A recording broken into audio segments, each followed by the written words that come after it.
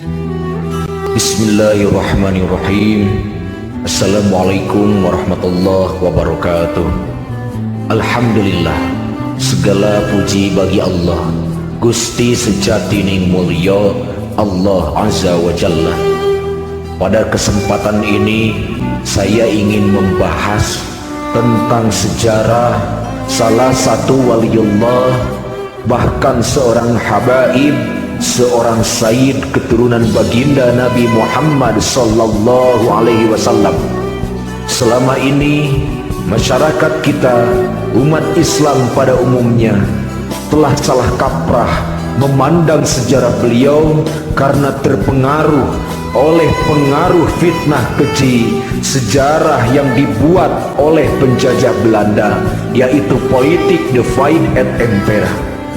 Sejarah ini berkaitan dengan salah satu waliullah, bahkan seorang habaib, yaitu Kanjeng Syekh Sayyid Hasan Ali, atau kita kenal dengan nama Kanjeng Syekh Siti Jenar. Pada kesempatan ini saya memohon petunjuk kepada Allah agar Allah memberikan kekuatan. Bila yang saya sampaikan benar, itu adalah dari Allah, kasih sayang Allah. Adapun bila salah, itu dari kebodohan saya sendiri. Semoga Allah mengampuni saya dan juga seluruh umat muslimin mengampuni saya, agar tidak memberatkan hisaban saya kelak di akhirat di hadapan Allah Subhanahu wa ta'ala. Tidak ada tujuan yang lain selain menyelamatkan sejarah beliau, karena beliau adalah salah satu masyaikh kami di Ma'had Thariqatul Aulia.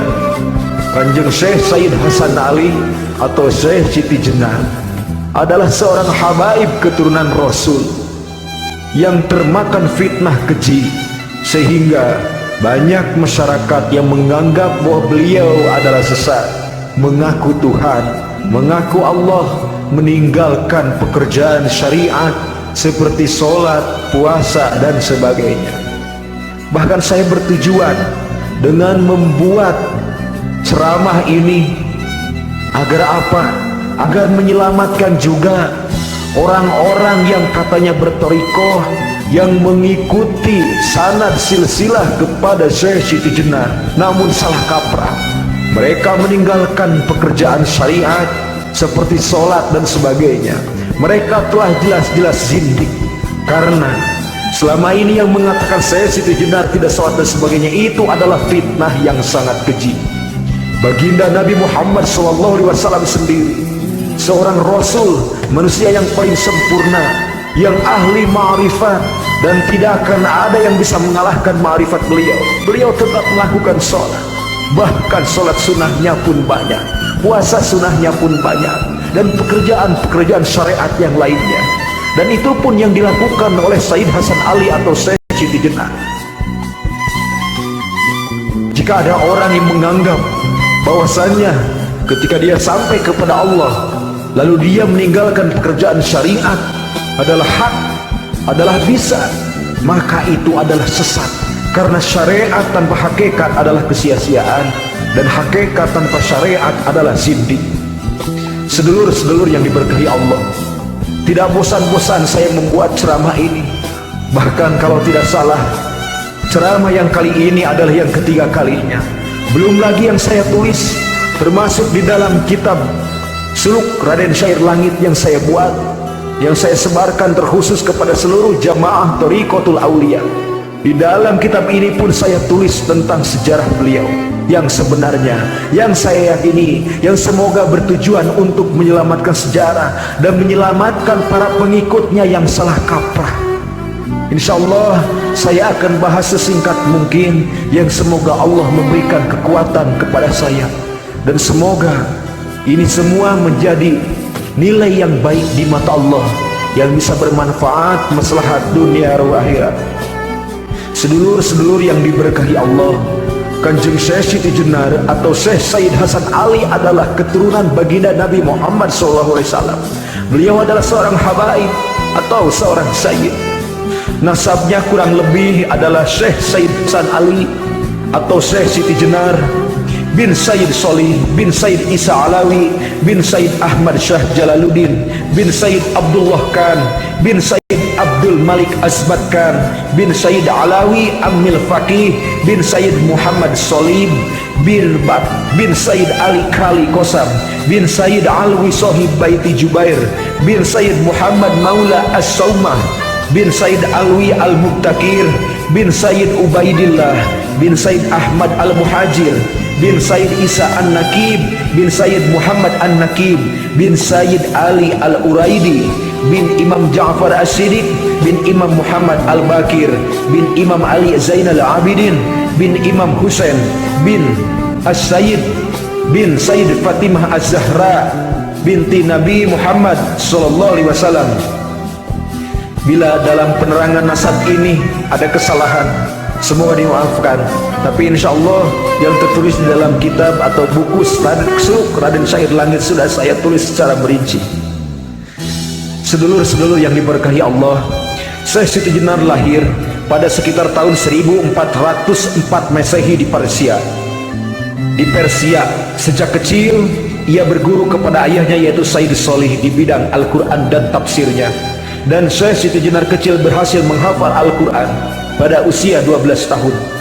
Kemudian ketika Syekh Siti Jenar berusia 17 tahun, maka ia bersama ayahnya berdakwah dan berdagang ke Malaka. Tiba di Malaka, ayahnya yaitu Sayyid Solih diangkat menjadi mufti Malaka oleh Kesultanan Malaka di bawah pimpinan Sultan Muhammad Iskandar Shah. Saat itu Kesultanan Malaka adalah di bawah komando Khalifah Muhammad I, Kekhalifahan Turki Utsmani. Akhirnya Syekh Siti Jenar dan ayahnya bermukim di Malaka.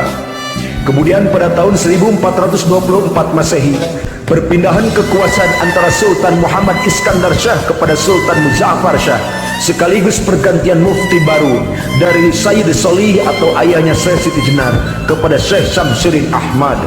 Pada akhir tahun 1425 Masehi, Sayyid Solih beserta anaknya dan istrinya pindah ke Caruban atau kita kenal sekarang dengan nama Cirebon.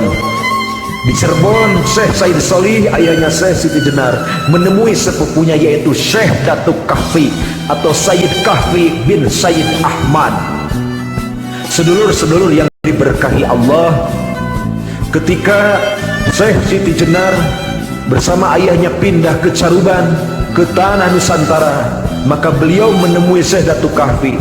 Dan Syekh Datuk Kahfi sendiri adalah mursyid Thariqah Ahadiyah dari jalur Sayyidina Utsman bin Affan radhiyallahu an. Posisi Syekh Datuk Kahfi di Cirebon adalah sebagai mursyid Thariqah Ahadiyah dari sanad Sayyidina Utsman bin Affan, sekaligus penasehat agama Islam di Kesultanan Cirebon. Yang pada waktu itu yang berkuasa adalah salah satu putra Prabu Siliwangi yaitu Raden Walang Sungsang atau kita kenal dengan Mbah Kuwu Sangkan Cirebon. Dan beliau pula adalah uaknya dari Kanjeng Syekh Sunan Gunung Jati atau Syekh Syarif Hidayatullah.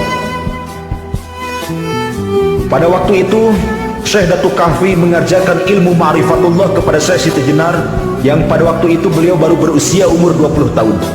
Pada saat itu mursyid At-Thariqah Al-Mu'tabar Al-Hadiyah ada 4 orang, yaitu Syekh Maulana Malik Ibrahim atau Sunan Gresik sebagai mursyid Thariqah Al-Mu'tabar Al-Hadiyah dari sanad Sayyidina Abu Bakar As-Siddiq untuk wilayah Jawa Timur, Jawa Tengah, Bali, Sulawesi, Kalimantan, Nusa Tenggara, Maluku dan sekitarnya. Lalu ada Sayyid Ahmad Faruqi Sirhindi dari sanad Sayyidina Umar bin Khattab untuk wilayah Turki, Afrika Selatan, Mesir dan sekitarnya. Lalu ada Syekh Datuk Kahfi yaitu dari sanad Sayyidina Utsman bin Affan untuk wilayah Jawa Barat, Banten, Sumatera, Campa dan Asia Tenggara.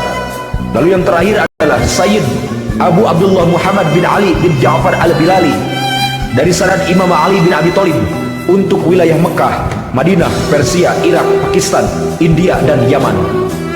Kitab-kitab yang dipelajari oleh Syekh Siti Jenar muda kepada Syekh Datuk Kahfi adalah kitab Fusus Al-Hikam karya Ibnu Arabi, kitab Insan Kamil karya Abdul Karim Al-Jili, lalu Ihya Ulumuddin karya Imam Ghazali, lalu Risalah Kusyairah karya Imam Kusyairi, lalu tafsir Ma'rifatullah karya Syekh Rusdihan Bakli, lalu kitab At-Tawasin karya Syekh Mansur Al-Halaj, lalu kitab At-Tajali karya Abu Yazid Al-Bustami, dan Qut Al-Kutub karya Abu Thalib Al-Maki. Sedangkan dalam ilmu fikih Islam, Kanjeng Syekh Siti Jenar Muda berguru kepada Kanjeng Syekh Sunan Ampel atau Raden Rahmat selama 8 tahun, dan belajar ilmu usuluddin kepada Syekh Sunan Gunung Jati selama 2 tahun atau Syekh Syarif Hidayatullah. Setelah wafatnya Syekh Datuk Kahfi, Syekh Siti Jenar diberi amanat untuk menggantikannya sebagai mursyid Thariqah Al-Mu'tabar Al-Hadiyah dari sanad Sayyidina Utsman bin Affan radhiyallahu anhu. Di antara murid-murid Syekh Siti Jenar adalah Muhammad Abdullah Burhanpuri, lalu Ali Fansuri, Hamzah Fansuri, Syamsuddin Fasai, Abdul Rauf Simkili, dan masih banyak lagi yang lainnya. Kesalahan sejarah tentang Syekh Siti Jenar yang menjadi fitnah adalah: pertama, menganggap bahwa Syekh Siti Jenar itu berasal dari cacing. Sejarah ini sangat bertentangan dengan akal sehat manusia dan syariat Islam. Tidak ada bukti referensi yang kuat bahwa Syekh Siti Jenar berasal dari cacing. Ini adalah sejarah bohong. Yang ada adalah ketika itu Syekh Siti Jenar sedang berdakwah di sebuah daerah yang juga mendakwai seorang adipati daerah itu sendiri. Beliau sempat dikalahkan oleh seorang dukun ahli sihir kepercayaan adipati itu sendiri. Kekalahan beliau bukanlah kekalahan yang sebenarnya. Mungkin itu adalah skenario Allah, rahasia Allah untuk mempertemukan beliau dengan Sunan Bonang yang juga akan menjadi salah satu gurunya Syekh Siti Jenar. Dan juga beliau akan dipertemukan dengan Raden Masyahid atau Syekh Sunan Kalijaga. Saat itu ketika Kanjeng Syekh Sunan Bonang atau Raden Makhluk Ibrahim akan mengijazahkan ilmu kewalian, ilmu ma'rifat kepada muridnya, yaitu Kanjeng Syekh Sunan Kalijogo atau Raden Masyahid, secara tidak sengaja kapal yang akan dinaikinya itu bocor. Tanpa sepengetahuan Kanjeng Syekh Sunan Kalijaga, beliau mengambil tanah liat yang ia gunakan untuk menambal perahunya. Dan ternyata di dalam tanah liat itu terdapat cacing tanah, yang ternyata cacing itu adalah Syekh Siti Jenar. Yang karena pada waktu itu Syekh Siti Jenar sempat disihir oleh dukun itu, karena dukun itu menjegal dakwah Syekh Siti Jenar, dakwah Islam, dan juga direstui oleh adipati daerah itu sendiri. Oleh karena itu secara tidak langsung Syekh Sunan Bonang mewariskan dan mengijazahkan ilmu ma'rifat dari ilmu kewalian kepada Sunan Kalijaga dan juga Syekh Siti Jenar secara bersamaan. Hal itu pun baru disadari ketika mereka semua kembali menepi di sisi pantai. Syekh Siti Jenar tidak sengaja, beliau itu adalah rahasia Allah. Beliau menjadi cacing yang disihir syariatnya oleh dukun itu sendiri, sehingga beliau pada waktu itu secara tidak langsung mendengar juga ilmu kewalian yang akan diberikan oleh Sunan Bonang kepada Sunan Kalijaga. Dan secara tidak langsung pula Syekh Siti Jenar dan Sunan Kalijaga menjadi murid Raden Makhluk Ibrahim atau Sunan Bonang. Luar biasa, ini rahasia Allah. Karena kalau menurut kacamata syariat, Syekh Siti Jenar itu tidak perlu kalah dari dukun sihir itu sendiri, karena beliau seorang yang sudah mencapai makom keimanan yang sangat tinggi. Bahkan beliau sudah menjadi seorang waliullah. Beliau sudah menguasai ilmu ma'rifatullah pada usia 20 tahun dari salah satu gurunya yang lainnya itu adalah Syekh Datuk Kahfi. Luar biasa. Singkat cerita, kenapa Sunan Bonang sampai memberikan ilmu kewalian itu di tengah laut kepada Sunan Kalijaga? Itu sesuai dengan dauhan baginda Nabi Muhammad SAW, bahwasannya ilmu itu aku memiliki 2 wadah ilmu. Yang satu wadah sudah aku sampaikan kepada kalian semua, yaitu ilmu syariat.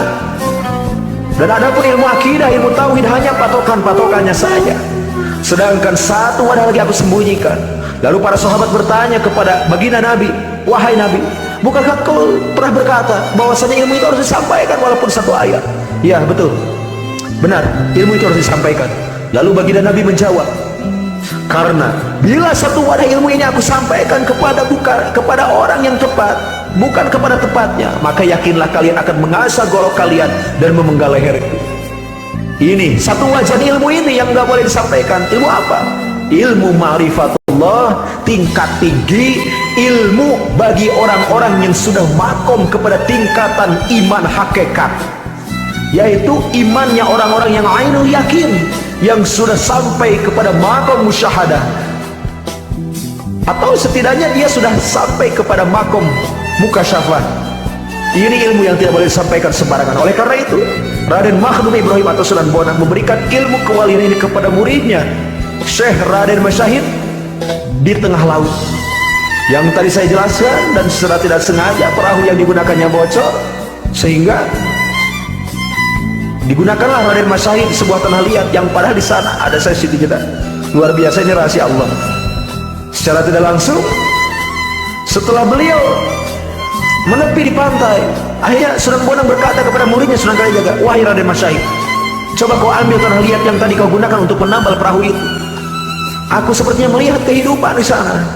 Akhirnya Sunan Kalijaga menuruti apa yang dikatakan gurunya, lalu dia mengambil tanah liat itu. Lalu emang ditemukanlah seekor cacing.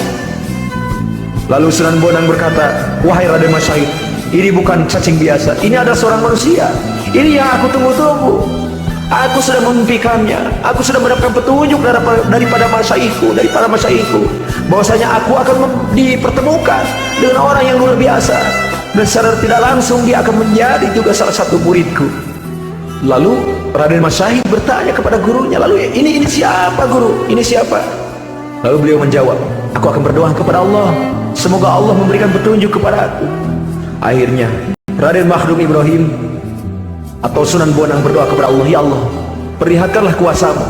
Aku melihat ini bukan cacing biasa, ini adalah kehidupan yang lain.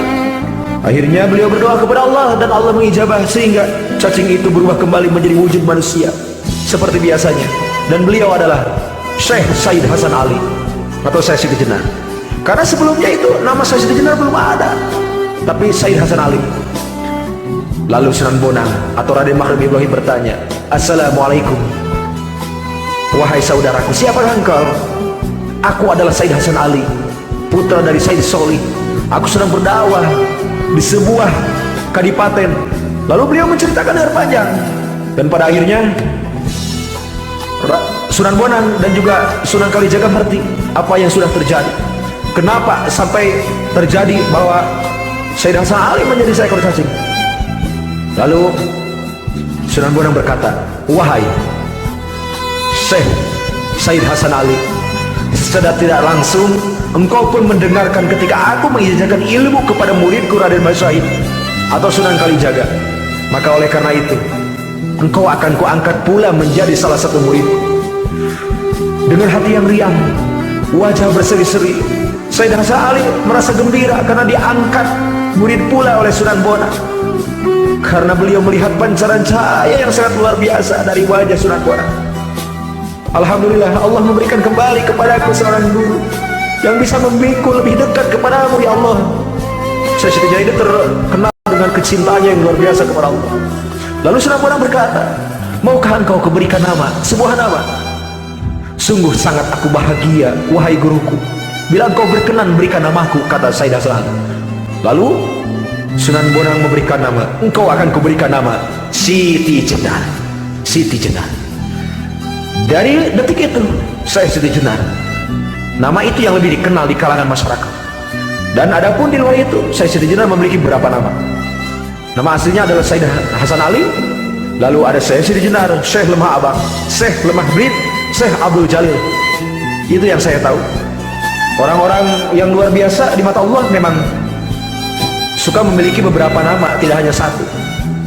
Begitupun seperti para wali-wali yang lainnya. Saya akan lanjutkan kesalahan sejarah ini. Masih dalam poin yang pertama. Dalam sebuah naskah klasik serat Sandakipun, riwayat Alih Aksara, Perpustakaan Daerah Provinsi Jawa Tengah pada tahun 2002, di halaman 1, cerita yang masih sangat populer tersebut dibantah secara tegas. Wondone kacariose yen Lemah Abang punika asal saking cacing. Punika desa jatisipun inggih pancen manungsa, darah alit kemawon griya indusun Lemah Abang. Nah, itu di dalam serat Candaki riwayat Jati Ali Aksara di dalam Perpustakaan Provinsi Jawa Tengah pada tahun 2002. Kurang lebih artinya seperti ini. Adapun diceritakan kalau Lemah Abang atau Syekh Siti Jenar itu berasal dari cacing, itu sangat salah. Sebenarnya itu beliau itu seorang memang manusia yang biasa, yang akrab dengan rakyat jelata, dan beliau bertempat tinggal di Lemah Abang, di Cirebon, Caruban, Lemah Abang. Lalu kesalahan yang kedua, Sejarah pemerintahan ini adalah tentang ajaran manunggaling Kaula Gusti yang diidentikan kepada Syekh Siti Jenar oleh beberapa penulis sejarah Syekh Siti Jenar, tapi dipelintirkan maknanya, tidak berdasar alias ngawur, mengartikan bahasa hakikat oleh syariat. Dalam suluk Syekh Siti Jenar, beliau menggunakan kalimat fana wal baqo. Istilah fana wal baqo itu merupakan ajaran tauhid yang sangat agung, yang sangat tinggi, yang hanya orang yang sampai kepada makom keimanan tingkat tinggi yang bisa mencapai itu. Yaitu apa? Tingkatan iman ainul yakin, orang yang sudah bermakom musyahadah.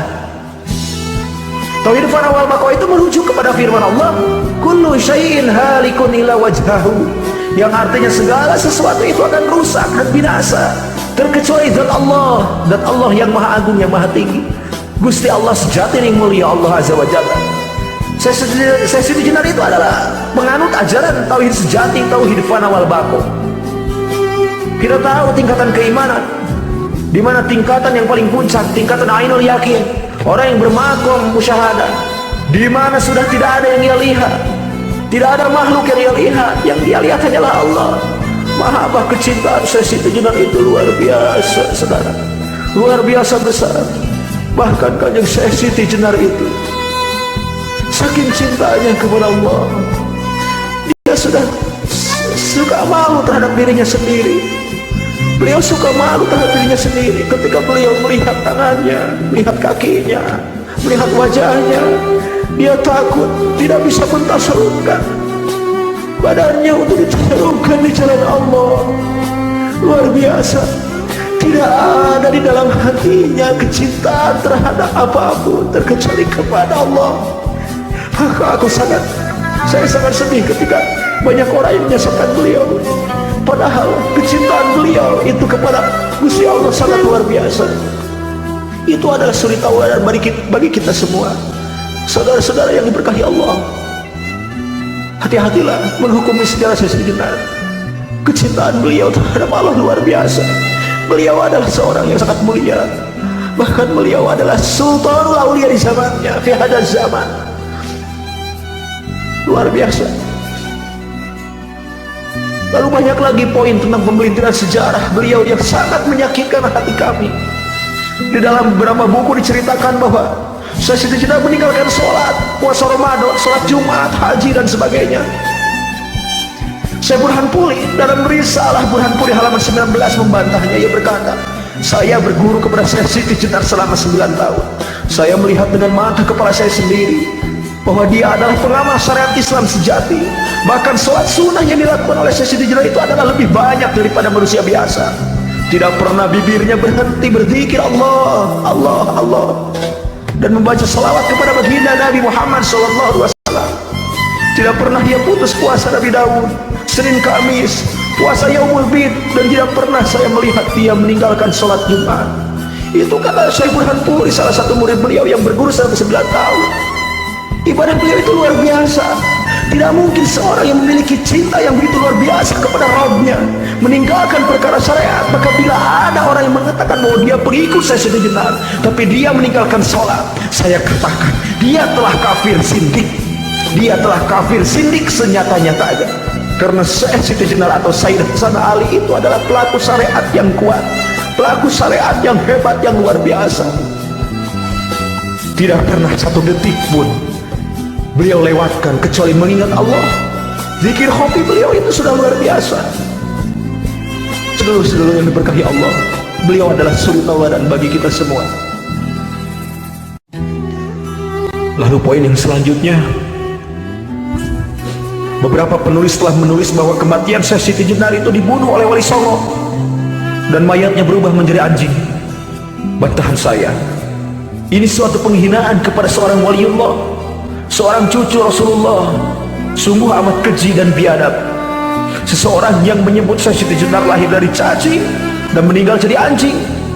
Jika ada penulis yang menulis seperti itu, berarti dia tidak bisa berpikir jernih. Dalam teori antropologi atau biologi kuantum sekalipun, manusia lahir dari manusia dan ia akan wafat menjadi manusia. Maka saya meluruskan riwayat ini berdasarkan riwayat para habaib, para ulama, para kiai, dan para masyaikh kami yang kami percayai kewaruannya. Mereka berkata bahwa Siti Jenar meninggal dalam kondisi sedang bersujud di pengimaman Masjid Agung Cirebon setelah sholat tahajud, dan para santri baru mengetahuinya saat akan melaksanakan berjamaah sholat subuh. Cerita bahwa Siti Jenar dibunuh oleh 9 wali adalah bohong, tidak memiliki literatur primer. Cerita itu hanyalah cerita fiktif yang ditambah-tambahi agar kelihatan dahsyat dan laku bila dijadikan film atau sinetron. Bantahan saya, Wali Songo adalah penegak syariat Islam di tanah Jawa, padahal dalam Maqasidus Syariah diajarkan bahwa Islam itu memelihara kehidupan, hizfun nasal wal hayyah. Tidak boleh membunuh seorang jiwa yang mukmin yang di dalam hatinya ada iman kepada Allah. Tidaklah mungkin 9 waliullah yang suci, yang sebagian banyak di antara mereka adalah sama dengan Syekh Siti, seorang habaib, seorang sayyid keturunan baginda Nabi Muhammad SAW.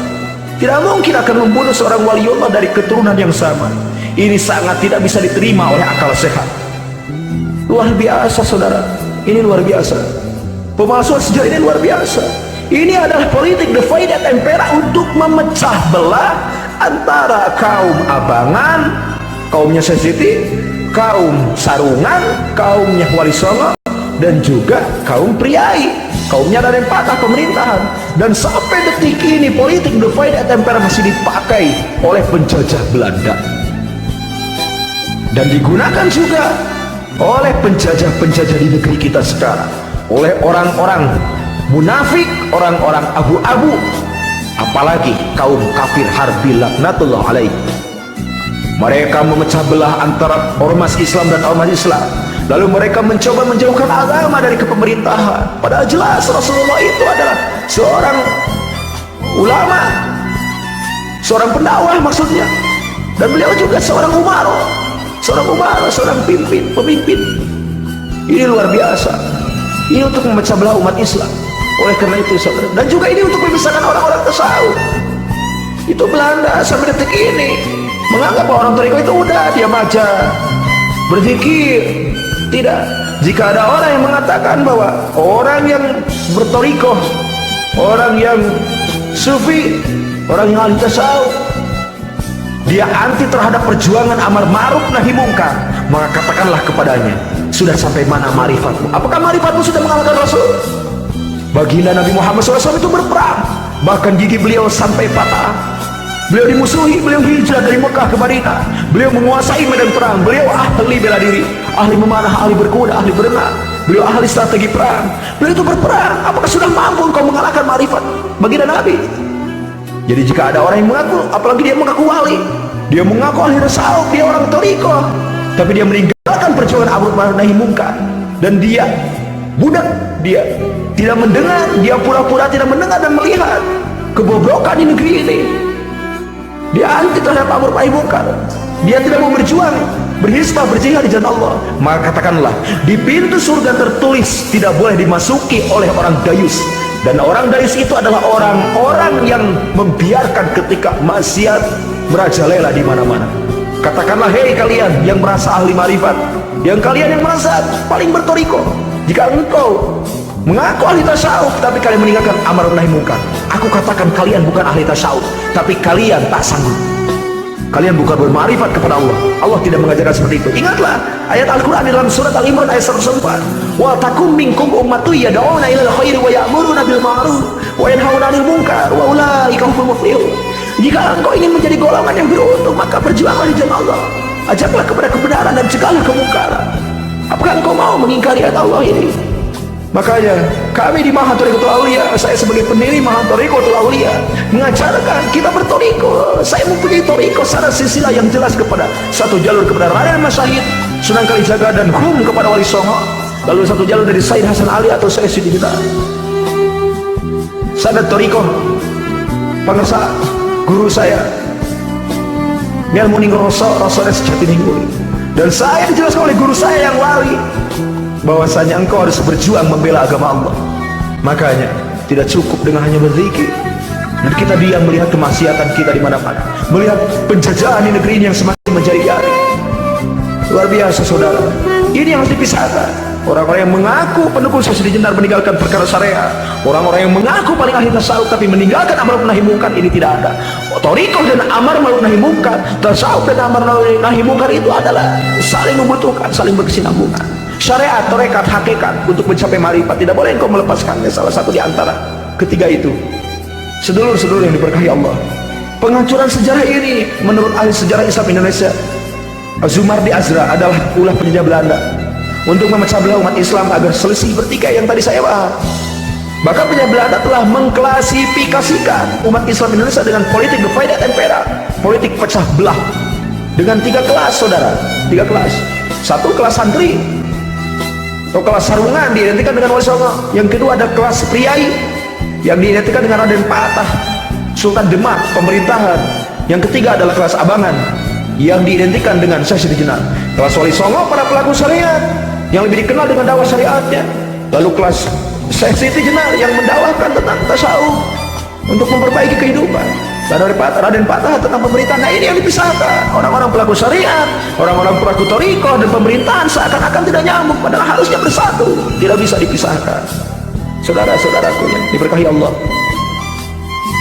berhati-hatilah menghukumi sesuatu, gunakanlah ilmu yang benar dan rujukan yang sahih. Pemalsuan sejarah ini yang bisa merusak umat Islam ini bukan hanya tentang Kanjeng Syekh Siti Jenar, banyak sekali sejarah-sejarah lain yang dipalsukan. Saya masih teringat tentang ungkapan kiasan dari Kanjeng Sunan Kalijaga. Beliau berbicara, wahai Syekh Lemah Abang atau Syekh Siti Jenar, engkau bagaikan rembulan walaupun dilihat dari sisi yang gelap. Kurang lebih seperti ini. Dia itu adalah luar biasa seperti bulan purnama, tapi dia banyak disesatkan karena ulah orang-orang munafik dan kafir-kafir hati. Semoga kita senantiasa diberkahi Allah. Allah jadikan kita semua orang-orang yang ahli salat dan ahli ma'rifat.